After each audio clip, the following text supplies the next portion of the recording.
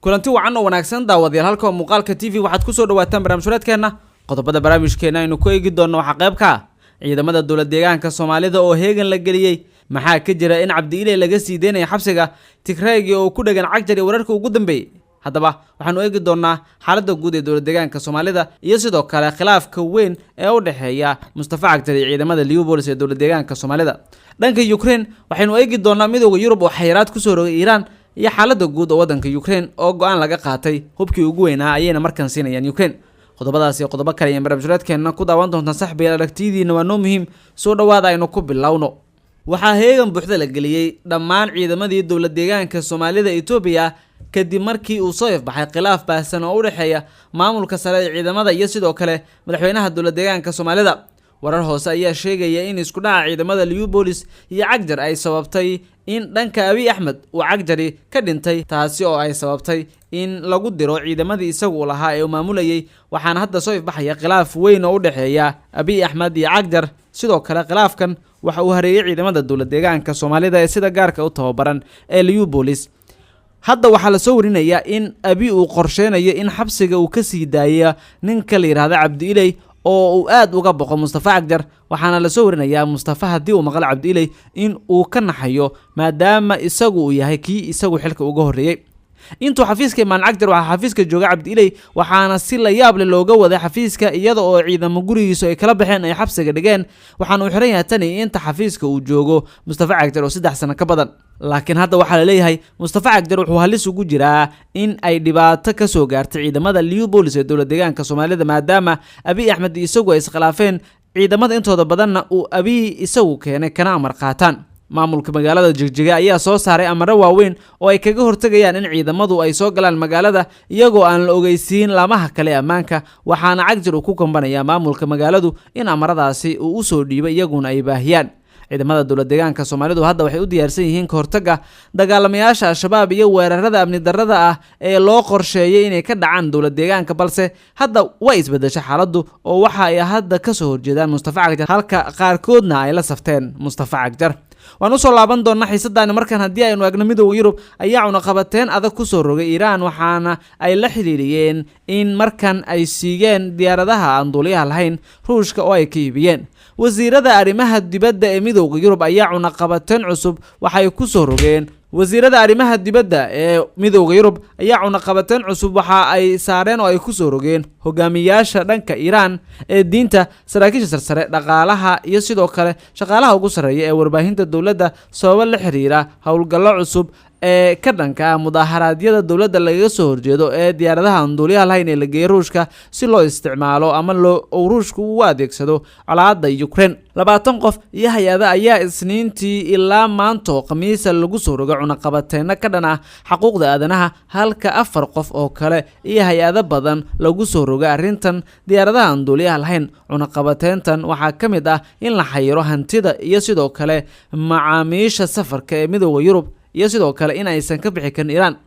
warbaahinta dawladda ee Jamhuuriyadda Islaamiga ee Iran ayaa hantideedii la xiray ama la xayiray midowga Yurub ayaa sheegay in warbaahintu ay ahayd afdimbiile weyn jadwalkii rabshadaha watay ee mudaharaadyadii dhawaan ka dhacay Iran ay si qaldan u tubisay Iiraaniyiintu waxa ay ka mudaharaadayeen xanibaadaha ay dawladdu ku soo rogtay nolol maalmeedkooda tan iyo dabayaaqadii September kadib dhimashadii Mahsa Amini oo 22 jir ah oo la xiray iyada oo lagu eedeeyay in ay ku xadgudubtay xeerka adag ee Jamhuuriyadda Islaamiga ee Iran mudaharaadyadu ka dhanka dawladda oo isku bedelay kacdoon dadweyne oo ay wadaan dadka reer Iran oo ka kala socda qaybaha kala duwan ee bulshada ayaa hadda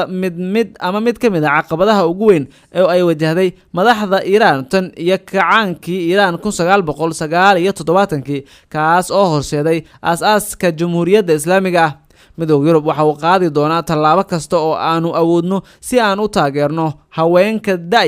da'da yar iyo banaanbaxayaasha nabadda ayuu yiri madaxa siyaasadda dibadda ee ururka Joseph Barrett war qoraal oo ay wasiiradu soo saareen ayay ku yiraahdeen midowga Yurub waxa uu si adag u cambaareynaya adeegsiga baahsan arxan darrada ah iyo awoodaha aan loo meeldayin ee ay mas'uuliyiinta Iran ku hayaan dibadbaxayaasha nabadeed oo ay ku jiraan haweenka iyo caruurta taasi horseedaysa khasaaraha boqolaal qof Iiraan ayaa dil toogasho ah ku fulisay Isniintii nin labaad kaas oo la xiray intii ay socdeen mudaharaadyada waddankan oo dhan, iyada oo si fagaara ah uga soo hadlayay ama uga soo laadlaadiyay wiishka dhimashada, taasoo dignin adag u ahayd dibadbaxayaasha kale ee rabshadaha ka wada Iiraan.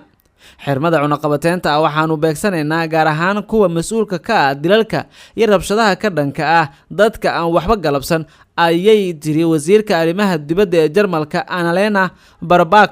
Diyaaradaha aan duuliyaha lahayn ee Iiraan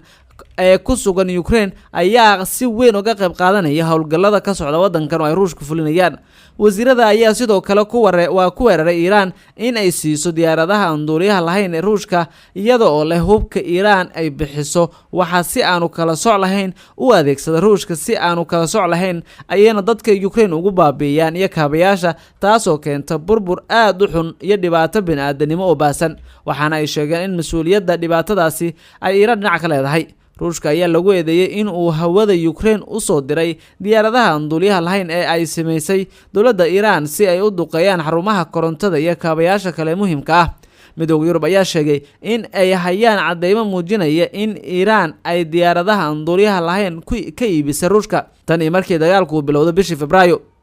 Toddobaadyadii la soo dhaafay, inkastoo ay beeniyeen Iiraan iyo Ruushka sawirada diyaaradaha aan duuliyaha lahayn ee loo yaqaano Shahed 136 oo uu Ruushku loogu magac daray Kirin 2 baalashooda deltada ee gaarka ah ee cirka ku jira ayaa ay ku wareegsaneed warbaahinta caalamiga sawirro ay adeegsadeen. Iiraan ayaa xaqiijisay in ay tiro yar oo diyaaradaha aan duuliyo lahayn ay u dirtay Ruushka, balse ay taasi samaysay ka hor intii Moscow aysan weerarin Ukraine. Hogaamiyaasha reer galbeedka ayaa sheegay inay aaminsan yihiin in Tehran ay sidoo kale dhowaan siin doonto Ruushka gantaalada balastikada ah ee ay ku weerarayso Ukraine. Wasiirada arrimaha dibadda ee Midowga Yurub ayaa Iiraan uga digay in hub badan ay siiso Ruushka, gaar ahaan tilaabo kasta oo ku wajahan wareejinta suurtagalnimada ee gantaalada ridada gaaban ee Ruushka, taasoo noqon doonto koror halisa iyo sidoo kale dembi dagaal. Waxay sheegeen in Midowga Yurub uu ka jawaabi doono fal kasta oo taageeraya gardarrada Ruushka ee ka dhanka Ukraine iyo la xisaabtanka Iiraan oo ay ku jiraan tallaabooyinka xadidan oo dheeriga ah. Bishii la soo dhaafay, Midowga Yurub ayaa cunaqabateyn ku soo rogay madaxda ilaalada kacaanka Iiraan, ciidamada hawada sare ee ilaalada iyo shirkadaha sameeyay diyaaradaha aan duuliyaha lahayn oo ay kooxdu sheegtay in Ruushku uu u adeegsado dagaalka Ukraine.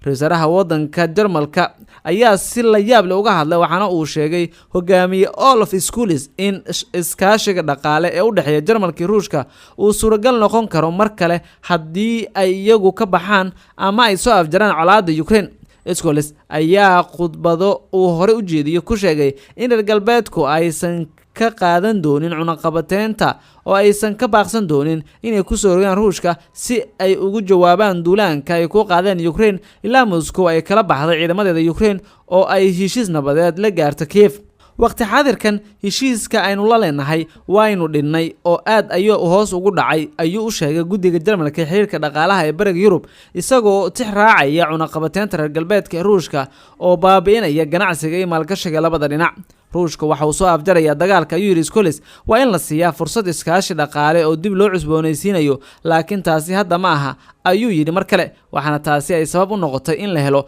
fursado ballaaran oo abuuri kara in nabad lagu soo dabaalo Ukraine. Guudaan saxaabada, halkaas aynu ku soo gabagabeynaya barnaamij wareedkeena tan iyo qaybta kale intaanu ku kulmi doono waa bahda barnaamijkooda leh nabadgelyo.